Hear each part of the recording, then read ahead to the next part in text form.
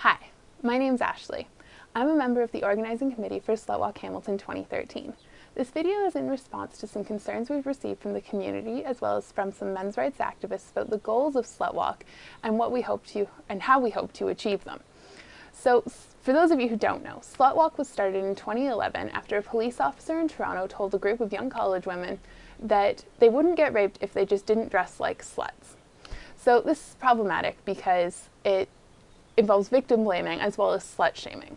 So victim blaming is where you're telling the victim of a crime or the potential victim of a crime that if the crime happens or if the crime happened, it's their fault. It's not the fault of the perpetrator, it's not the fault of the rapist, it's not the fault of the assaulter, it is the victim's fault. So I don't think I have to explain why that's problematic. The second part, which is a lot of what SlutWalk is focused on, is the slut shaming. It's telling people that, and especially women, especially in this scenario that was brought up by this police officer, that you aren't allowed to embrace your sexuality. You're not allowed to be a sexual human being, which for the most part we are, because you're putting yourself at risk for assault. So it's telling, a woman especially, that if she sleeps with one person or 5 people or 20 people, if she's so inclined, that it's no longer legitimate if she gets raped because it's her own fault.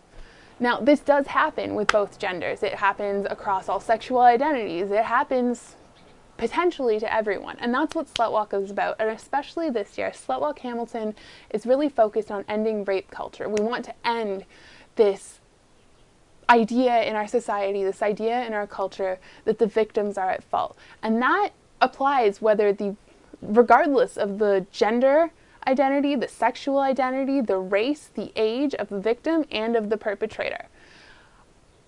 It is not okay for anyone to violate anybody else's personal and sexual security and integrity.